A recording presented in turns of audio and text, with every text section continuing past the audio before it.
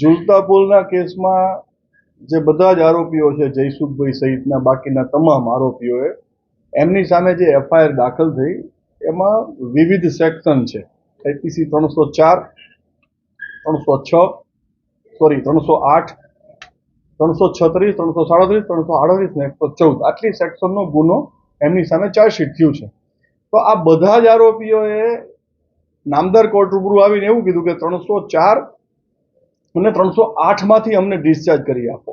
બાકીની સેક્શન જે છે એની કોઈ ઉલ્લેખ ન કર્યો એટલે એવું માનવાને કારણ રહે કે 336, 337 અને 338 નો જે ચાર્જ છે એમની સામે એ ટ્રાયલ ફેસ કરવા તૈયાર છે. અમારી દલીલ જ આ હતી કે જે કેસમાં જન્મમરણની સજા છે 304, 308માં 10 વર્ષની સજા છે એ સેક્શનમાંથી નિર્દોષ છોડી દેવાના અને જે સેક્શનની સજા 3 મહિનાથી 6 મહિના સુધીની છે એ ટ્રાયલ ફેસ કરવાની છે. સજા પડે તો એ લોકો ભોગવી ચૂક્યા છે. આ વાત કોર્ટે હેલ્ડ કરી માયની છે.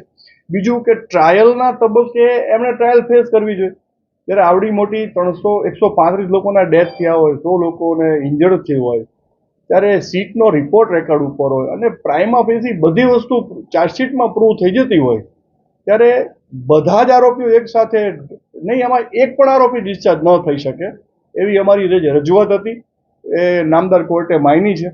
અમે જે જજમેન્ટ રજૂ કર્યા એ પણ જજમેન્ટ નામદાર કોર્ટે માયના છે અને ઓવરઓલ નૈતિક જવાબદારીમાંથી ઓરેવા ગ્રુપ ઓફ કંપની આમાંથી છટકી શકે નહીં, કેમ કે એમણે જે રિપેરિંગનું કામ દેવપ્રકાશ સોલ્યુશનને આપ્યું હતું એ દેવપ્રકાશ સોલ્યુશન કોઈ માન્ય સંસ્થા નથી કે માન્ય એમની કોઈ ફર્મ નથી કે જેનો અનુભવ હોય આ પ્રકારના બ્રિજ રિપેર કરવાનો. એટલે આ બધી જ બાબતો, એકથી વધુ બાબતો દલીલમાં એ વખતે કદી કીધેલી અને આજે અમારા નામદાર પ્રિન્સિપલ ડિસ્ટ્રિક્ટ સાહેબની કોર્ટમાં એ બધી કુલ 5 અરજીઓ હતી, બધા જ આરોપીઓની અલગ અલગ. એ 5 અરજીઓ સ્ટ્રેટ વે રદ કરી અને એમને ડિસ્ચાર્જની અરજીઓ કાઢી નાખી છે. એટલે હવે એમની સામે ચાર્જ ફ્રેમ થશે અને પછી એમની સામે કેસ ચાલશે. આમાં વિક્ટીમ એસોસિએશન છે, અમારે દિલીપ કુમાર અગેચાણીયા સંભાળે છે અહીંનું કામ. તો સુપ્રીમ કોર્ટમાં એક પિટિશન ફાઇલ થઈ છે, 2 પિટિશન ફાઇલ થઈ છે. એક વિક્ટીમ એસોસિએશને ફાઇલ કરી છે અને એક પ્રાઇવેટ પાર્ટીએ ફાઇલ કરી છે. એમની જે સુપ્રીમ કોર્ટમાં પિટિશન છે એમાં એ લોકોનું કહેવાનું એવું છે કે આમાં નગરપાલિકાને આરોપી બનાવવાના અને જે તે વખતના તત્કાલીન કલેક્ટરને આરોપી બનાવો એવી એમની પિટિશન છે સુપ્રીમ કોર્ટમાં. એ સુપ્રીમ કોર્ટે એડમિટ કરી છે અને એની નોટિસ કાઢી છે, એના સ્ટેજ ઉપર છે. અને જે સુપ્રીમ કોર્ટનો ઓર્ડર થયો જે અમને આપવામાં આવ્યો હોય અમે ડિસ્ટ્રિક્ટ કોર્ટમાં રજૂ કર્યો છે. એટલે હવે સુપ્રીમ કોર્ટ નિર્ણય કરશે કે હવે આ શું કરવું આ અરજીઓ.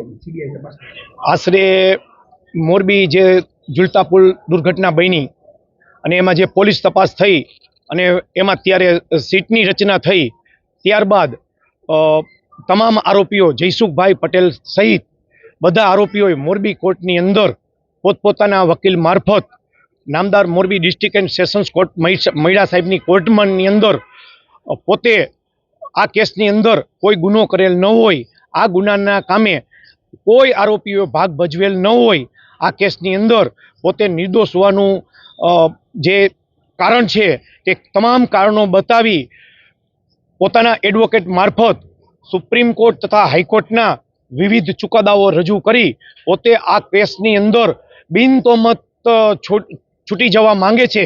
પોતે નિર્દોષ છે એવી છૂટવા માટે આશરે 3-4 મહિના પહેલાં એમને ડિસ્ચાર્જ એપ્લિકેશન કરેલી અને એ ડિસ્ચાર્જ એપ્લિકેશન સામે પીડિત પરિવાર વતી અમો તથા સરકારી વકીલ શ્રી જાની સાહેબ દ્વારા વાંધા રજૂ કરવામાં આવેલા કે આ જે મોરબી ઝુલતા પુલની ઘટના છે એ ઐતિહાસિક ઘટના છે. આમાં 135 લોકો નિર્દોષ માણસોના જીવ ગુમાવેલા છે. મોરબીની પ્રજામાં આક્રોશ છે. આ કેસ મીડિયામાં ખૂબ જ ચર્ચિત થઈ ગયેલ છે. નિર્દોષ માણસો મરી ગયા બાદ પોલીસે જે આ કેસની તપાસ સંભાળી, ત્યારબાદ સીટની રચના થયેલી અને ત્યારબાદ છેવટે અમે વિવિધ ચુકાદાઓ રજૂ કરેલા કે આ કેસની અંદર તમામ આરોપીઓએ જ્યારે હાઈકોર્ટે સુઓ મોટો રીટ દાખલ કરેલી હોય અને આ કેસની અંદર પ્રાઇમા ફેસી પુરાવો આવેલ હોય તેવા અમે સુપ્રીમ કોર્ટના અનેક જજમેન્ટ ચુકાદાઓ રજૂ કરેલા કે આ કેસની અંદર દરેક આરોપીનો સીધો રોલ છે, જે નામદાર ગુજરાત હાઈકોર્ટે પણ અનેકવાર ઠરાવી દીધેલું છે. આજ રોજ ડિસ્ચાર્જ એપ્લિકેશનની અંદર જે આરોપીઓએ પોતે બિનતોમત છોડી મૂકવાની અરજીઓ હતી તે આજ રોજ નામદાર ડિસ્ટ્રિક્ટ એન્ડ સેશન્સ કોર્ટે તમામ આરોપીઓની અરજી રદ કરવામાં આવેલી છે અને પીડિત પરિવારનો આ તકે એક એને ન્યાય મળ્યો છે એવું હું કહી શકું.